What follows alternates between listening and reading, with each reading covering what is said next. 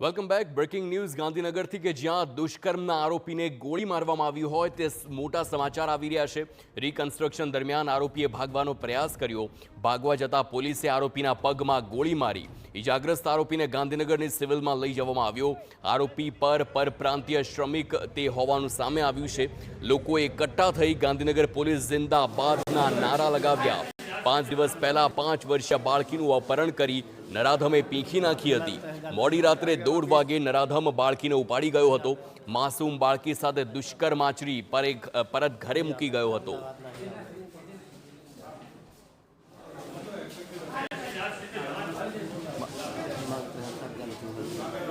माफी मांगते हैं, गलती है। आएगा वापिस? नहीं आवे, नहीं आवे, नहीं आवे, नहीं आवे, अहमदाबाद नहीं आवे।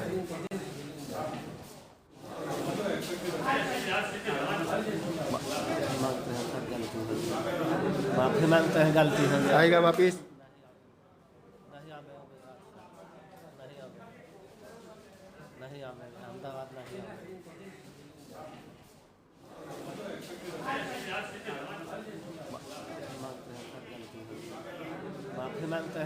Gandhinagar range IG Virendra Yadav phone line પર જોડાયા છે. સર, આપનું સ્વાગત છે TV9 માં.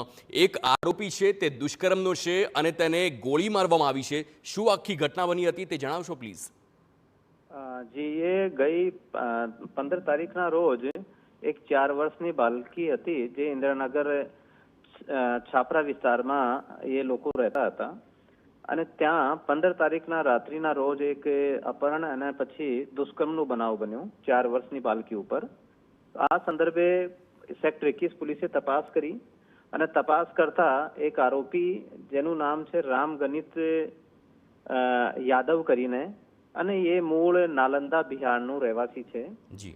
તો એને અટક કરવામાં આવેલ છે અને જરૂરી સેમ્પલ્સ મોકલવામાં આવેલ પરીક્ષણ માટે અને પરીક્ષણના સેમ્પલ મેચ થતા એને રિકન્સ્ટ્રક્શન માટે લઈ જવામાં આવેલ અને ત્યાં એ રિકન્સ્ટ્રક્શન જ્યારે કરતા હતા પોલીસવાળા ઇન્વેસ્ટિગેશનના ભાગરૂપે ત્યારે એ ભાગવાનો પ્રયાસ કર્યો. એને પોલીસ અટકાવવાની કોશિશ કરી અને એ તેમ છતાં પણ ભાગવાનો એ પ્રયાસ કરતો રહ્યો.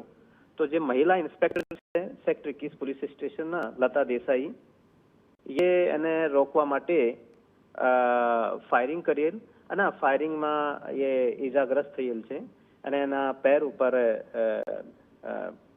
ગોળી વાગી છે.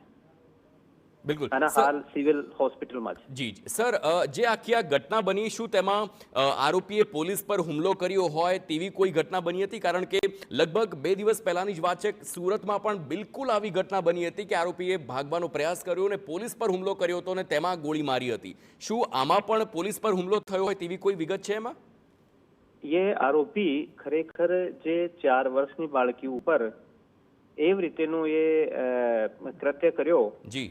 તો એ કહી શકાય કે એવું આરોપી કોઈ નાનું આરોપી ના હોય અને એ પછી જ્યારે રિકન્સ્ટ્રક્શન કરતા હતા તો પોલીસ પાસેથી છોડાવીને એને ધક્કો મારીને અને પછી ભાગવા લાગ્યો અને 4 વર્ષની બાળકી જેને જે અપહરણ કર્યો હોય અને દુષ્કર્મ કર્યો હોય એવા રેડા ગુનેગારને રોકવાની પણ પોલીસની ફરજ હતી અને ફરજના ભાગરૂપે એ રોકવા માટે પોલીસને ફાયરિંગ કરવાની ફરજ પડી. બિલકુલ. આભાર સર, આપ TV9 સાથે જોડાયા તે બદલ. તો હાલ જે દ્રશ્યો જોઈ રહ્યા છો, પોલીસ જિંદાબાદના નારા લાગે છે કારણ કે આ પ્રકારે રીડા ગુનેગારો પોલીસ પકડમાંથી ભાગવાનો પ્રયાસ કરતા હોય અને તેમને પકડવા એટલા માટે જ જરૂરી હોય છે કારણ કે તે દુષ્કર્મના ગુનાના હોય છે, એટલા ક્રૂર ગુના આચરેલા હોય છે કે તેમને ગોળી મારવામાં આવે છે. લગભગ આ બીજી ઘટના છે. આ પહેલા શિવા ટકલા નામનો આરોપી હતો, તેને પણ આવી જ રીતે ગોળી મારીને તેને રોકવામાં આવ્યો હતો અને હવે આ બીજી ઘટના ગાંધીનગરથી.